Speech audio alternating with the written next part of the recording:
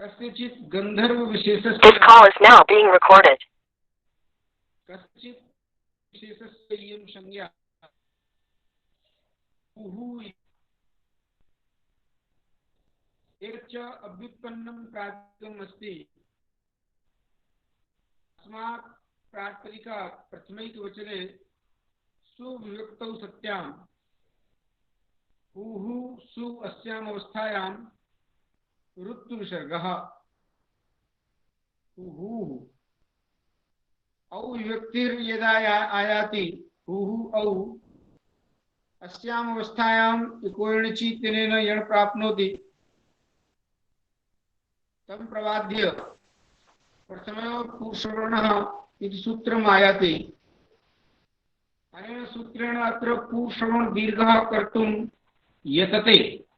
अनेन सूत्रेण तत्र पुरुषवर्ण दीर्घः कर्तुं प्रयासः क्रियते, परन्तु एनं पुरुषवर्ण दीर्घं दीर्घाद्यस्य इति अपरेण सूत्रेण अस्य सूत्रस्य बाधा भवति। अतः पुरुषवर्ण दीर्घः अत्र निषिध्यते। दीर्घाद्यस्य सूत्रेण पुरुषवर्ण दीर्घः इति सूत्रं निषिध्यते। अतः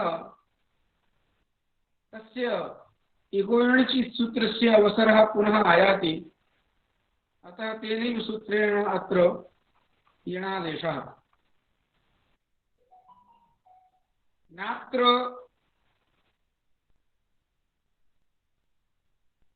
अचिष्णु धातुर्रुवां युवोर्युवौ इत्यनेन सूत्रेण भ्रमितव्यम्। धात्वयत्वाभावात् अत्र प्रकृति प्रत्यय कल्पनैव नास्ति हुः शब्दे। अतः नात्र इयमा उवगा वा नात्र उमगा भ्रमितव्यम भवद्भिः।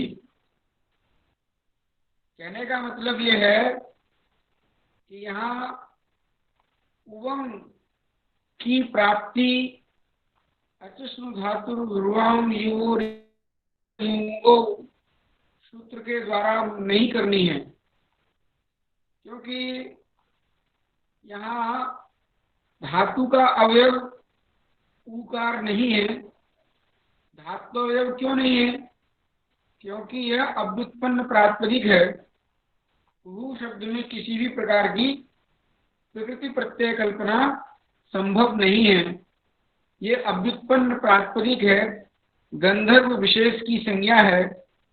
अतः यहाँ पर सर्वत्र अयादि व्यक्ति परे रहते यण होता चला जाएगा और यण भी इकोयणचि सूत्र से होगा। अतः इस शब्द के रूप चला लेते हैं।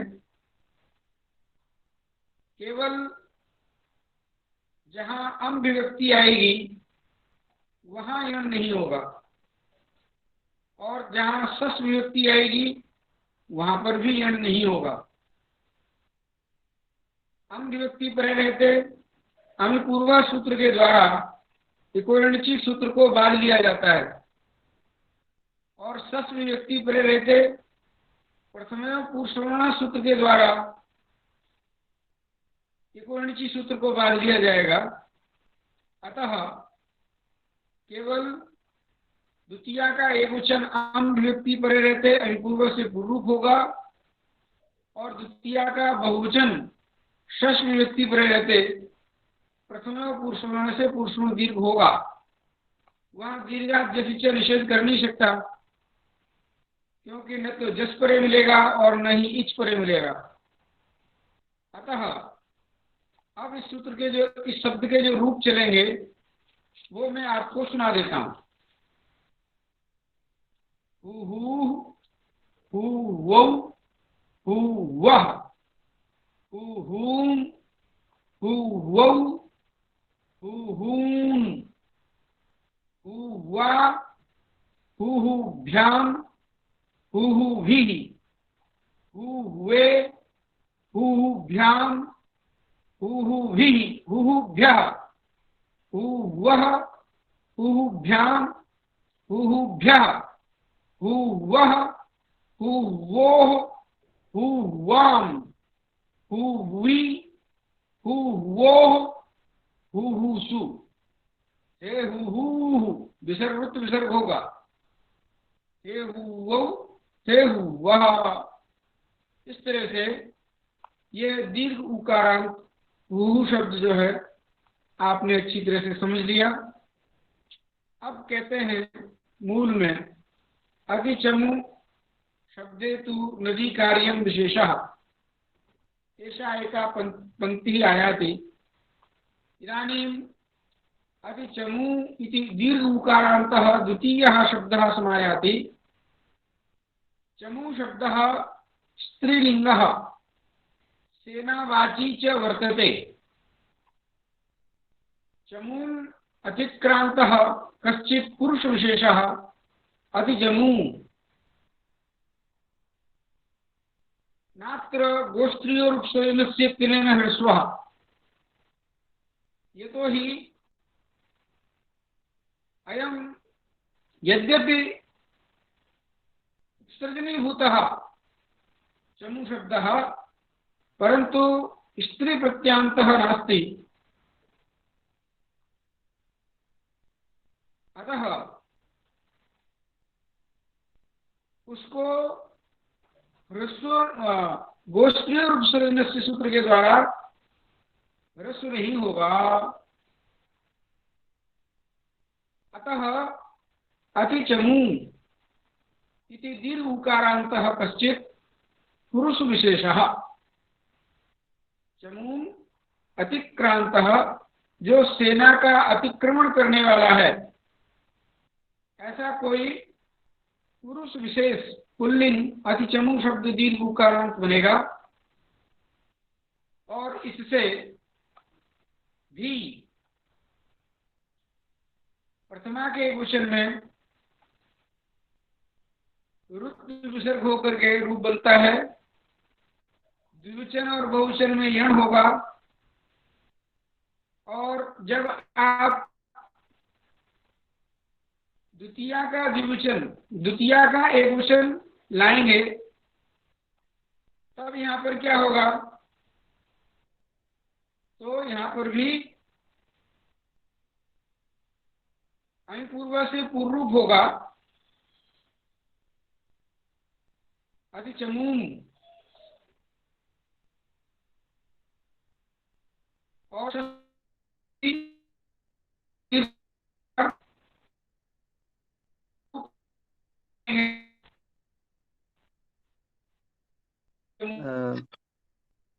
गुरुवर्यः ध्वनि भिद्यते।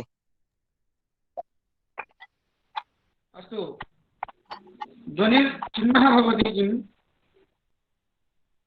आम् गुरुजी जो पाठ में जो आनंद होता है ना, वो इतना बाधा होने से आनंद नष्ट हो जाता है। क्या बोल रहे हैं गुरुजी? अच्छा ध्वनि कट रही है।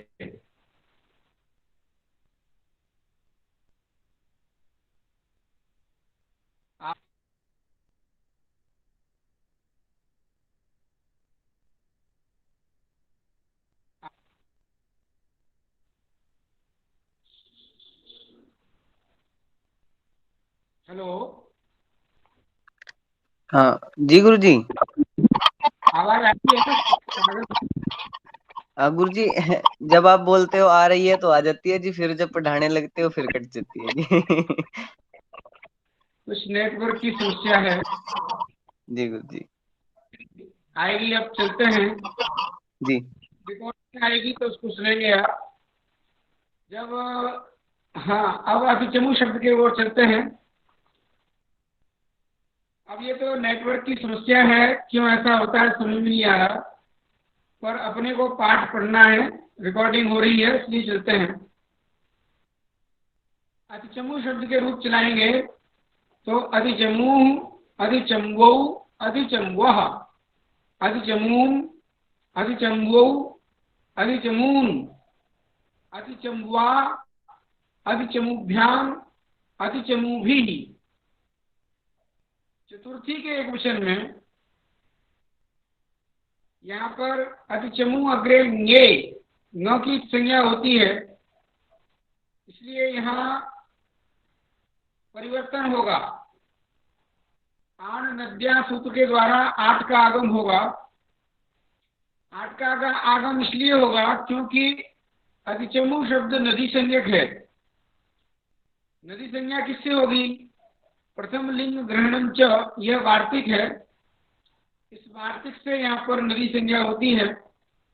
अधिचमु शब्द भले ही इस समय पुल्लिंग है, परंतु अधिचमु शब्द घटकी भूत जो चमु शब्द है वह स्त्रीलिंग माना गया है। अतः प्रथम लिंग ग्रहणम च, इस वार्तिक के बल पर यहाँ पर नदी संज्ञा होकर के आण नद्या सूत्र से आठ का आगम होगा, आठ से वृद्धि होगी और अधिचम्बुई ऐसा रूप बनेगा चतुर्थी के एक वचन में। अधिचम्बुई, अधिचमुभ्याम, अधिचमुभ्यः, अधिचम्बुआः, अधिचमुभ्याम, अधिचमुभ्यः, अधिचम्बुआः, अधिचम्बोः, अधिचमूनाम। ह्रस्व नद्या को नुट से नुट होगा नदी संज्ञक मान करके।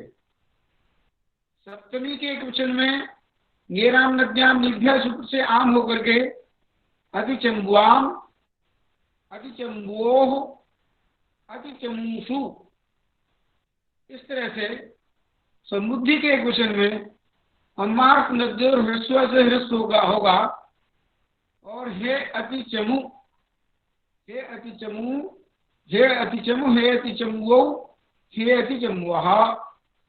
इस तरह से ये अतिचमु शब्द के रूप बनते हैं। अब हम आगे बढ़ते हैं। आगे शब्द आ रहा है खलपूः। खलम पुनाति इति खलपूः।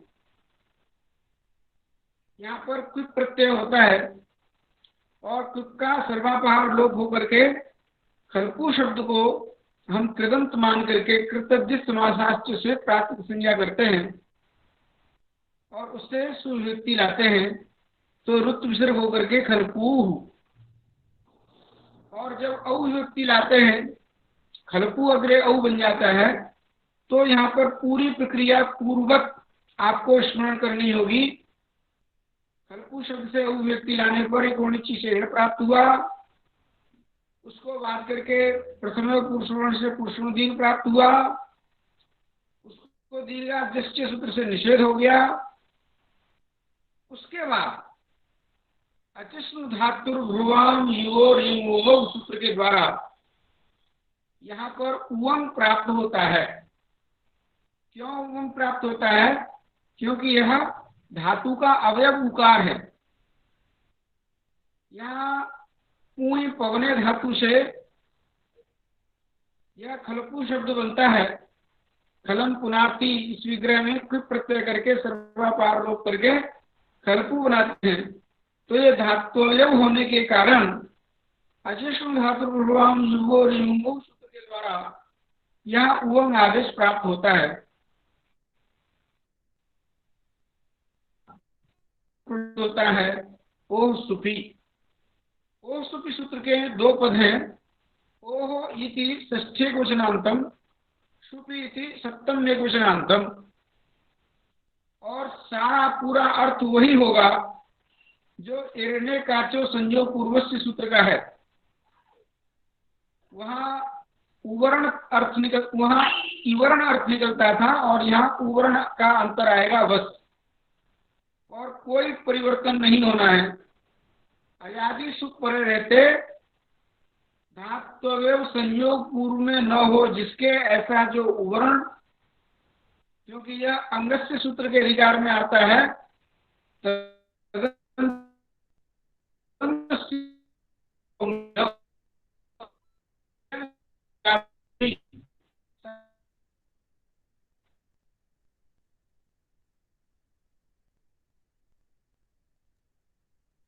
और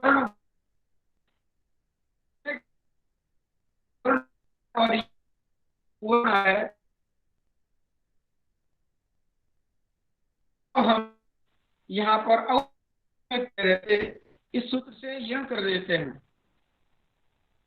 यण लेने के बाद खलप वो सब जगह आजादी व्यक्ति पर रहते, यहाँ पर हम विभक्ति पर रहते भी यण होगा और सस विभक्ति पर रहते भी यण होगा।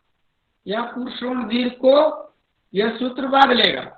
यहाँ स्पष्ट रूप से प्रक्रिया समझ लेनी चाहिए कि यण प्राप्त होता है, पुरुषोण दीर्घ आता है, उसको दीर्घादेश से निषेध कर देता है, उसके बाद अचश्र धातु सूत्र से उगम प्राप्त होता है। उस उगम को ओसु सूत्र के द्वारा निषेध करके यण कर दिया जाता है।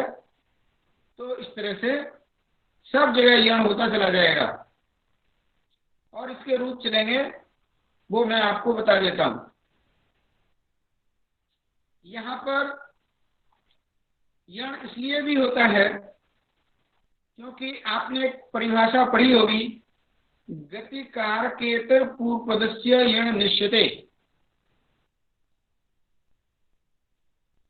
गतिकार केतर पूर्व पदस्य यण निश्चिते, गति और कारक से इतर पूर्व पद में हो तो वहां यण नहीं होता। यहां पर कारक पूर्व में है, खलम पुनातीति खलपू, अर्थात गति और कारक से इतर पूर्व में नहीं है, अतः यण का निषेध नहीं होगा, अर्थात यण होगा। यण होगा तो रूप बनेंगे खलपू, खलप्वौ, खलप्वः, खलप्वं, खलप्वौ, खलप्वः, खलप्वा, खलपूभ्याम, खलपूभिः, खलप्वे, खलपूभ्याम, खलपूभ्यः, खलप्वः, खलपूभ्याम, खलपूभ्यः, खलप्वः, खलप्वोः, खलप्वां, खलप्वी, खलप्वोः, खलपूषु, हे खलपूः, हे खलप्वौ, हे खलप्वः। इस तरह से खलपू शब्द के रूप चलेंगे। ऐसे ही एवं सुल्वादयः, सुलु शब्द के भी रूप चलेंगे। सुष्ठु लुनातीति, सुलु अच्छी तरह से काटने वाला। यहां पर देखिए गति पूर्वक मिल जाएगा आपको। यहां सु उपसर्ग है तो सु पूर्व में रहने के कारण यहां पर भी यह हो जाएगा, क्योंकि गति और कारक से इतर पूर्व में होगा वहां यण का निषेध होगा। अर्थात यदि गति पूर्व में है, कारक पूर्व में है तो वहां यण होना निश्चित है, अतः सुलु शब्द में भी यण होगा। अब सुलु शब्द के भी रूप चला लीजिए। सुलु, सुल्वौ, सुल्वः, सुल्वं, सुल्वौ, सुल्वः, सुल्वा, सुलुभ्याम, सुलुभिः, सुल्वे, सुलुभ्याम, सुलुभ्यः, सुल्वः, सुलुभ्याम, सुलुभ्यः, सुल्वः, सुल्वोः, सुल्वां, सुल्वी, सुल्वोः, सुलुषु, हे सुलु, हे सुल्वौ, हे सुल्वः। अब यहाँ पर हम आगे चलते हैं। सूत्र आता है, अब पदकृति कर रहे हैं, ओसुप सूत्र का पदकृति कर रहे हैं। अनेकाक्षर किम, बहुत सरल है यह पदकृति, आप पहले कर चुके हैं एरनेकाचो संयुक्त पूर्व में। वहां ई था, यहाँ ऊ है, बस इतना ही अंतर है। तो यहाँ अनेकाक्ष क्यों कहते हैं? तो अब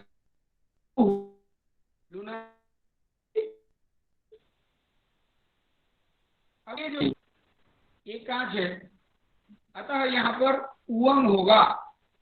यहाँ ओसु के सूत्र से यण नहीं होगा। दीर्घ जिस्य के द्वारा पुरुषण दीर्घ भाग लेने के बाद अचुष्म धातु रुआम युवो रिमु सूत्र के द्वारा यहाँ पर उवंग हो जाएगा। अजादी व्यक्ति परे रहते, तो इसके रूप सब जगह इसी तरह से चलेंगे। यहाँ कहीं यण न हो जाए, इसलिए इस सूत्र में अनेकाचर कहा जाता है, क्योंकि इस सूत्र के द्वारा अनेकाच अनुकूल यण किया जाता है। लू शब्द तो एकाच है, तो यहाँ एकाच में कहीं यण न हो जाए, अपितु उवंग आदेश ही हो, इसलिए इस सूत्र में अनेकाक्षर पद की अनुवृत्ति आती है। अस्तु इसके रूप चलेंगे। लू उवंग कर लेना सब जगह, आजादी व्यक्ति पर उवंग हो जाएगा, और उवंग होने के बाद कोई नदी संज्ञा इत्यादि कार्य का कोई औचित्य नहीं रह जाता है। लू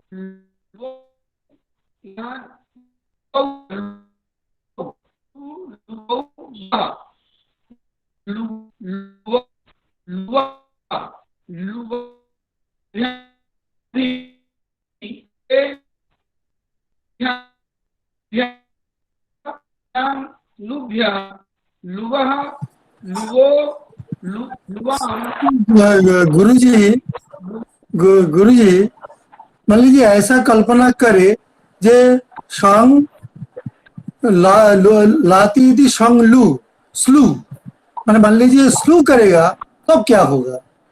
मान लीजिए जो 100 को काटता है, मान लीजिए ऐसा कल्पना कीजिए कि जो 100 को काटता है वो स्लू है, तब क्या होगा? क्योंकि वो तो मान लीजिए एकाश तो है, क्योंकि मान लीजिए क्योंकि वो उसका तो अश तो एक तो है, वो व्यंजन है इसलिए गुरु वर्ण है, ठीक है, लेकिन वो तो एक तो है, तब क्या होगा? ये मतलब ऐसा कल्पना कीजिए जो एक जो स्लू है। सकारम दुनाति, ऐसा विग्रह करिए, सकारम दुनाति स्लू, आप यही कहना चाहते हैं। तो अब यहाँ पर कारक पूर्व में आ जाएगा, सकारम लुनाती स्लू, सकार जो है कर्म हो जाने के कारण कारक पूर्वक हो जाएगा, और कारक पूर्वक को यह निश्चित गति और कारक से इतर पूर्वक हो तो यण नहीं होता है, और यदि कारक पूर्वक होगा तो यण होगा। तब मान लीजिए तब स्लो स्लो ऐसा होगा। हाँ हो जाएगा तब ना गुरुदेव, सुलवाऊ। हाँ वो अलग चीज है, वहां तो कोई बात नहीं, वहां तो सु में तो कोई दिक्कत ही नहीं है। ऐसा है, देखिए गति और कारक से इतर पूर्व में होगा तो शुद्ध में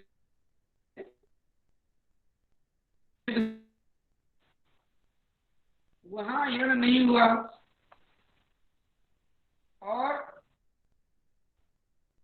पर सकारम लुनाती थी सलू, या सकार को हलंत कर देंगे तो स्लू बन जाएगा। अब आपने यहाँ सकार को कर्म उपपद कर दिया, तो कर्म तो कारक है, तो कारक के उपपद रहते अर्थात कारक पूर्वक होने के कारण गति और कारक से इतर पूर्व में होगा तो वहां यण का निषेध होगा। कारक में है तो वहां यण का निषेध नहीं होगा। तो इसका मतलब है स्लू स्लो स्ला ऐसा होगा। हाँ सही है, स्लू slow slow स्लू slow slow स्लोम slow slow, यह नहीं होना है।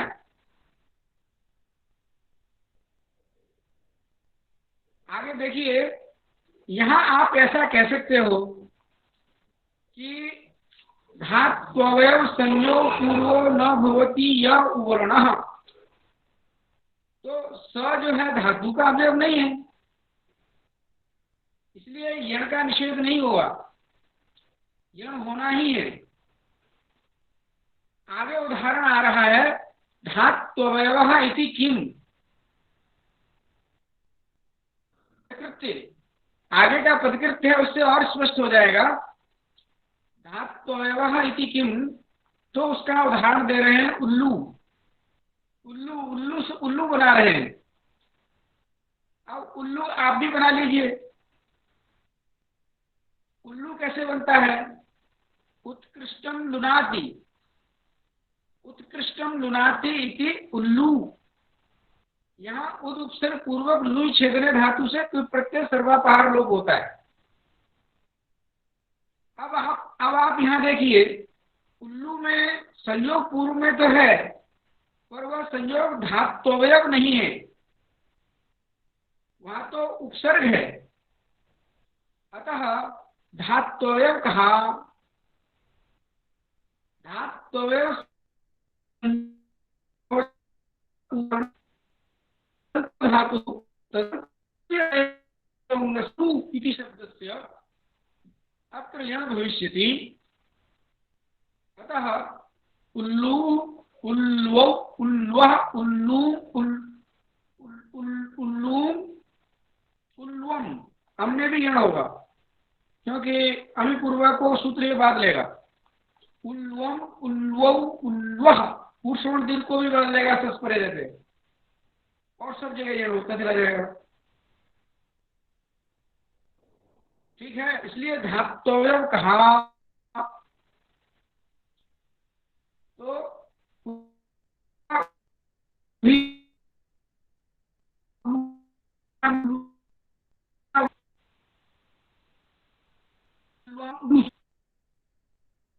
अब कहते हैं असंयोग पूर्व से किम, संयोग पूर्व में नहीं होना चाहिए ऐसी जो धातु। अब यहां पर देखिए, यहां कटम प्रवते इति कटप्रू, प्रू धातु है। प्रू धातु गत्यर्थक है, प्रू गतौ,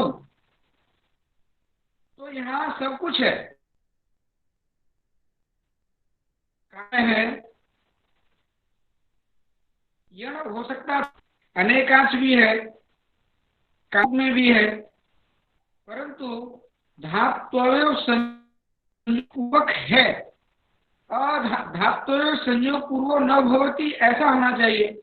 यहाँ तो धातु है प्रू, उसका अवयव है प और र, ये दोनों संयोग पूर्वक होने के कारण,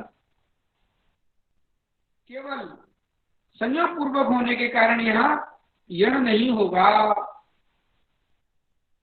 अतः यहाँ केवल उवम ही होगा, सब जगह उवम होता चला जाएगा। कटम प्रवते, चटाई को बुनने वाला, कटप्रू चटाई बनाने वाला, तो कटम प्रवते थी कटप्रू, कटप्रुवौ, यहाँ उवम होगा, ध्यान रखना। कटप्रुवः, कटप्रुवम, कटप्रुवौ, कटप्रुवः, कटप्रुवा, कटप्रूभ्याम, कटप्रूभिः, कटप्रुवे, कटप्रूभ्याम, कटप्रूभ्यः, कटप्रुवः, कटप्रूभ्याम, कटप्रूभ्यः, कटप्रुवः, कटप्रुवोः, कटप्रुवाम, कटप्रुवी, कटप्रुवो, कटप्रूषु।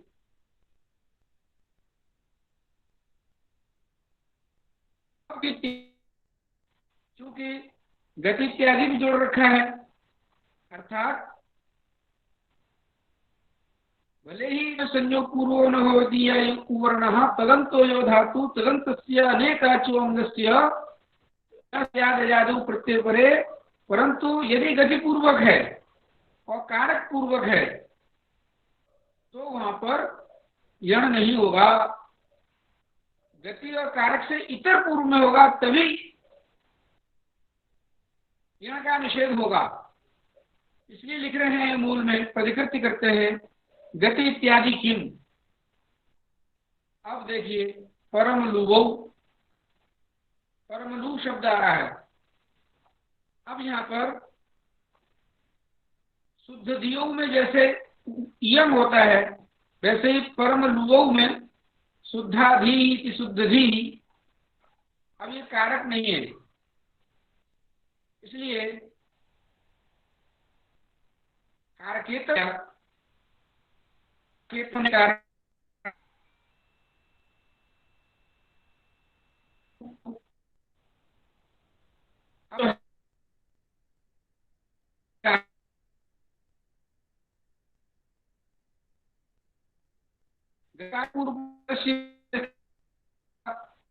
यण का निषेध हो जाएगा, और यण का निषेध पे यहाँ उवम होगा।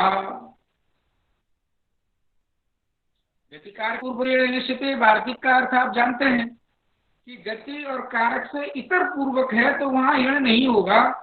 यहाँ यही है, न तो गति पूर्व में है न कारक पूर्व में है, अतः यण नहीं होगा, अर्थात उवम होगा। इसलिए जैसे शुद्धधियों में यम होता था, वैसे ही परम लू शब्द में भी उवम होगा। यदि गति इत्यादि नहीं कहोगे तो यहाँ यण होने लगता, इसीलिए गति इत्यादि वार्तिक की आवश्यकता है। इस तरह से हमें यहाँ ये ग्रंथ लगाना चाहिए। रही बात रूप चलाने की, तो रूप इस तरह से चलेंगे, परम लू परम लुवौ परम लुवः परम लुवम परम लुवौ परम लुवः परम लुवा परम लुभ्याम परम लुभिः परम लुवे परम लुभ्याम परम लुभ्यः परम लुवः परम लुभ्याम परम लुभ्यः परम लुवः परम लुवो परम लुवाम परम लुवि परम लुवो लुषु। हे परम लुः, हे परम लुवौ, हे परम लुवः। अब इस सूत्र में, ओ सुपी सूत्र में सुपी ग्रहण क्यों करते हो? यदि सुपी ग्रहण नहीं करेंगे तो अजादि प्रत्यय पर रहते यही अर्थ निकल आएगा। अजादि सुप पर प्रत्यय पर रहते ऐसा अर्थ निकल आएगा। तो प्रत्यय तो तिगंत भी है और वो अजादी भी होते हैं, तो तिगंतों में कहीं यण न हो जाए। लुलाव लुलुवतु लुलुबुहु, लुलुवतु में अतुस प्रत्यय लाते हैं, तो लुलु अग्रे अतुस। अब ये जो है धात्वयव संयोग पूर्वो न भवति या उवर्ण तदंतो जो धातु तदंत जो अनेकाच अंग हो गया लुलु, उसको यण होता है अजादी प्रत्यय पर रहते, अतुस जो है अजादी प्रत्यय पर मिल जाएगा, तो यहाँ पर भी यण होने लगेगा। जबकि यण कब होगा? सुप पर रहते, सुपी सूत्र में लिखा हुआ है। यदि सुपी नहीं कहेंगे तो तिंग में भी अजादी तिंग प्रत्यय पर रहते भी यण होने लगेगा। यण होने लगेगा तो लुलुवतु प्रयोग कैसे बनेगा? अतः इस सूत्र में सुपी ग्रहण किया है। अब आगे चलते हैं। इस सूत्र का पदकृति पूरा हो गया। अब सूत्र शब्द आ रहा है स्वभू। ध्यान देना, स्वभू में क्या विग्रह करेंगे? स्वस्मात् भवति, कारक पूर्वक है ये। स्वस्मात् भवति इति स्वभू।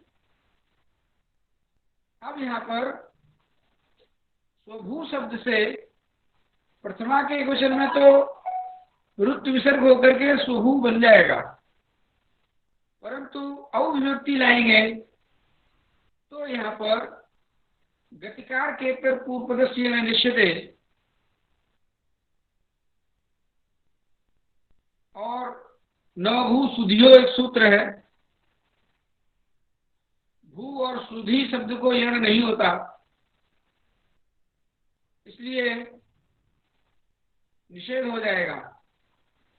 गतिकार के पूर्व पदस्य निश्चित के द्वारा तो यण का निषेध नहीं हो रहा था, क्योंकि गति और कारक से इतर पूर्वक होगा तभी यण का निषेध होगा। ये तो कारक पूर्वक ही है, अतः यण निषेध नहीं हो रहा था। इसलिए महर्षि पाणिनि को न भू सुधियो सूत्र बनाना पड़ा कि भू और सुधि शब्द में कोई यण नहीं होना है। तो स्वभू में यहाँ पर अचशम धातु सूत्र के द्वारा प्राप्त जो उवंग आदेश का था उसको न भू सुधियों के द्वारा रोक दिया जाएगा। अतः यहाँ पर यण नहीं होगा, यण नहीं होगा तो उवंग होगा। आप ये कह सकते हैं कि न भू, यहाँ गतिकार के पूर्वपदस्य निषेध इस वार्तिक से कर ले तो ये वार्तिक यण का निषेध नहीं कर सकती, क्योंकि स्वस्मात् भवति इति स्वभू, स्वस्मात् में यहाँ अपादान है, अपादान में पंचमी है, इसलिए यह कारक पूर्वक ही है। और पार्थिक क्या कहती है कि गति और कारक से इतर पूर्व में होगा वहां यण का निषेध होगा, अर्थात कारक पूर्वक है तो वहां यण होगा ही होगा। अतः यण प्राप्त था, उस यण को निषेध करने के लिए न भू सुधियो महर्षि पाणिनि ने सूत्र लिखा। उनका सूत्र लिखना सार्थक हुआ, क्योंकि वार्तिक के वचन से तो यण का निषेध ही हो रहा था, परंतु न भू सुधियो इस सूत्र के द्वारा भू शब्द को यण नहीं होगा तो ठीक है, उवम हो जाएगा। स्वभू शब्द साम में सब जगह पूरा ही उवम होकर के रूप बनेगा। स्वभू, स्वभुवौ, स्वभुवः, स्वभुवं, स्वभुवौ, स्वभुवः, स्वभुवा, स्वभुभ्यां, स्वभुभिः, स्वभुवे, स्वभुभ्यां, स्वभुभ्यः, स्वभुवः, स्वभुभ्यां, स्वभुभ्यः, स्वभुवः, स्वभुवो, स्वभुवां, स्वभुवि, स्वभुवो, स्वभूसु। हे स्वभू, हे स्वभुवौ, हे स्वभुवः। ऐसे ही आगे सूत्र आ रहा है स्वयंभू, स्वयं भवति इति स्वयंभू। यहाँ पर भी न भू सुधियों के द्वारा यण का निषेध हो जाएगा और यहाँ पर भी उवम होगा, तो रूप बनेंगे स्वयं भू, स्वयं भुवौ, स्वयं भुवः, स्वयं भुवं, स्वयं भुवौ, स्वयं भुवः, स्वयं भुवा, स्वयं भूभ्यां, स्वयं भूभिः, स्वयं भुवे, स्वयं भूभ्यां, स्वयं भूभ्यः, स्वयं भुवः, स्वयं भूभ्यां, स्वयं भूभ्यः, स्वयं भुवः, स्वयं भुवो, स्वयं भुवां, स्वयं भुवि, स्वयं भुवो, स्वयं भूसु। हे स्वयं भूः, हे स्वयं भुवौ, हे स्वयं भुवः। अब आगे चलते हैं।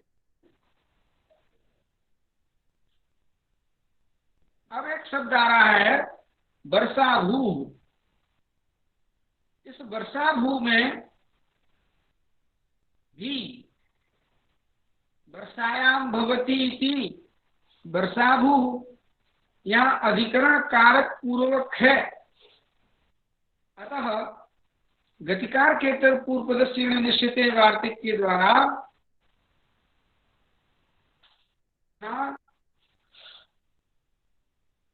यण निषेध पूर्वक, इसलिए यण निषेध तो हो नहीं रहा,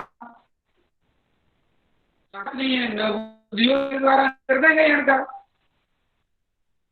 तो नभूसुधियों के को रोकने के लिए पाणिनि, महर्षि पाणिनि एक और सूत्र बनाते हैं वर्षाभुवश्च। यह वर्षाभुवश्च सूत्र जो है यण करने के लिए सूत्र बनाया है।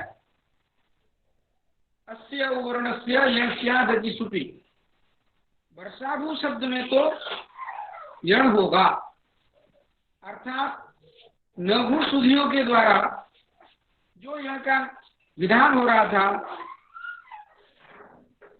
यहाँ का निषेध हो रहा था, उस निषेध को इसने रोक दिया।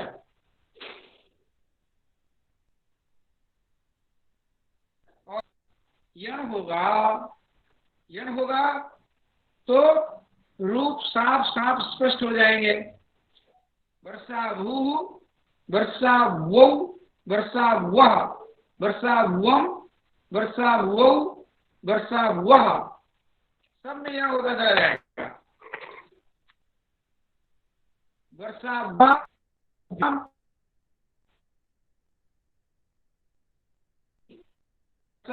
वर्षा भूभ्याम, वर्षा भूभ्या,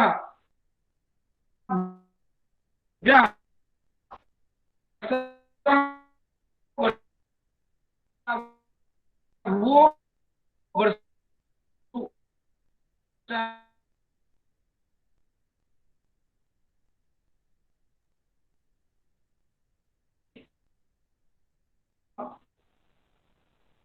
दो के बाद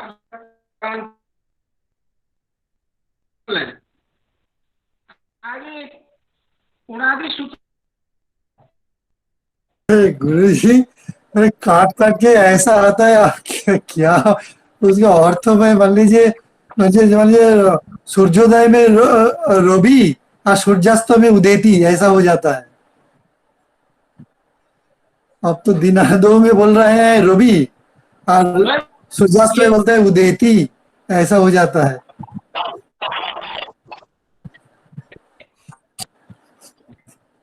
गुरुजी निवेदन है, कल कर लेंगे यहाँ से।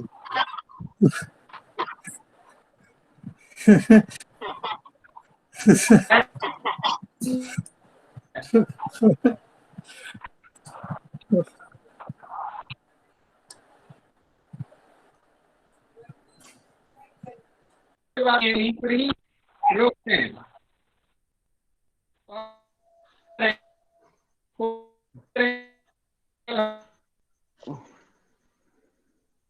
आवाज ही नहीं आ रही है, बिल्कुल रुक रुक के आ रही। जो भी आ रहा है मान लीजिए, जो बोला ना, जो मान लीजिए गुरु जी सूर्योदय में बोल रहा है रवि और सूर्यास्त में आता है उदेती। इसे में गुरु जी तो बोल रहे हैं रवा उदेती थी, लेकिन हम लोगों को तो अस्त दिखाई देता है।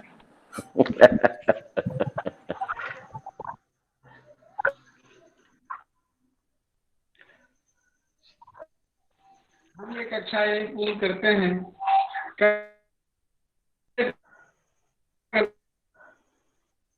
अभी भी आवाज नहीं आ रही है अभी गुरुदेव।